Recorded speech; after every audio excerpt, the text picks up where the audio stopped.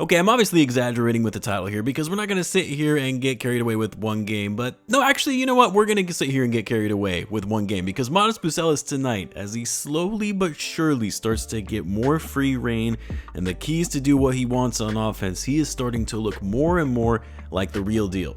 Man could not miss tonight, and I don't mean that figuratively like we often say, oh, he couldn't miss just because they were hot on offense. No, he literally did not miss a shot in tonight's game. He was 10 for 10 from the field, 4 for 4 from 3, a new career high 24 points, another 2 blocks, and he was getting it done and making things happen on both ends of the floor. He was able to put the ball down on the ground, using his handles to attack the basket, posting guys up inside and then driving along the baseline to throw it down, and then also moving well off the ball, skying high for lobs, playing off the catch and shoot, and knocking down threes. I mean, we already knew this, but it's clear now after seeing this kid getting more and more minutes that he has a very versatile skill set in his ability to score at all levels while using his athleticism to make plays for himself, and then defensively, while he's still learning on that end of the floor, what makes Modest a stopper on that side of the ball is his long wingspan to be able to deter shots even if he gets beat off the dribble. And look, we talked about Modest continuing to build his confidence, how the limited minutes that he was getting before, being taken out of games quickly when he would make a mistake, and us being worried that that would negatively impact his play. It's games like these where his confidence is riding high, where he'll be able to continue to build off of that. The kid plays with a ton of confidence and aggression already. He's not afraid of the moment. He loves the challenge, and I love that about him. And games like this are only going to catapult him even further. 31 minutes, 24 points. Obviously, I kid when I say that this is his team now, but Modest is, as of right now, the brightest spot on this team in terms of his pure potential and what we're already seeing from him at such a young age. I feel like this is probably the most potential and hype we've seen from a rookie on the Bulls since Lauri Markkanen. Of course, things ended up not panning out well with Lauri, but hopefully that won't be the case with Modest Buzelis.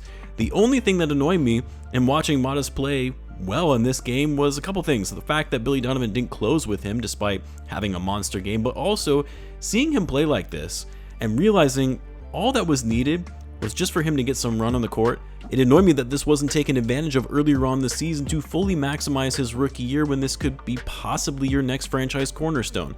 So anyway, no, this isn't Modest Buzelis' team yet, but it damn sure was a good game for him, and he's making a case for himself to be inserted into the starting lineup instead of the Bulls going with 4 guards and Vucevic every game. I will say, I was not expecting the Bulls to come out well in this game. After hearing their longest tenured player had been moved in a trade, the trade deadline less than 48 hours away, I thought that it would be in the back of their minds for all of them, knowing that none of them are untouchable, and even Kobe White said as much before the game. So I figured mentally they weren't going to be in it and would come out flat. And also the Heat are just a better team, and it kind of looked like that was going to be the case to start out the game when the Heat got off to that 10-2 run. The Bulls didn't look engaged, they weren't playing defense, but aside from that first stretch of the game, the Bulls played really good basketball. Yeah, defense wasn't great, that could have been better. Giving up 70 points in the first half is pretty bad, but that's kind of been the Bulls' MO this whole season, and until they change up their personnel on the roster, it's really going to be more of the same thing. But seriously though, you saw great ball movement. The Bulls took care of the ball, only 10 turnovers to their 35 assists. They were insanely efficient on offense, shot 52% overall, another 19 threes in this game, 19 for 41, good for 46%. And then even though the Bulls didn't get to the foul line early in this one, they turned that around and made it more equitable to what we were seeing from the Heat. And what's crazy is you had 4 Bulls players with 20 plus points in this game, and Vucevic was not one of them.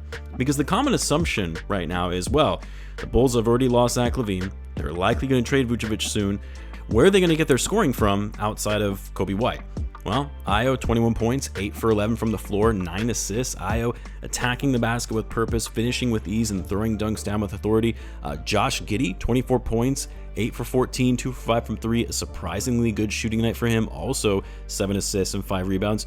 And then, of course, Modest, like I mentioned before, 24 points. And then Kobe, 22 points, 4 threes, also 7 assists. Between Kobe, Ayo, and Josh Giddey, you've got a really strong backcourt that knows how to move the ball well, facilitate and generate offense.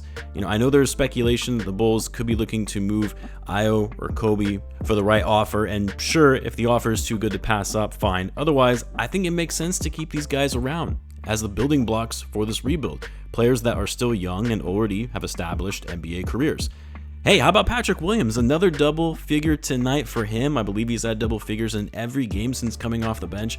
10 points, but also 7 rebounds and 4 assists. And get this, was a team high plus 18 in 31 minutes of play. A plus 18 in a game that was pretty close throughout. It's pretty significant for Pat. I don't know, man. Maybe I'm getting a little overly hyped or getting ahead of myself, but this young core, when given the opportunity, and now that it's more clear what the direction is of this team, is actually a young core that is looking pretty good. Not saying this is some up-and-coming team that has a future to be a contending team written all over it.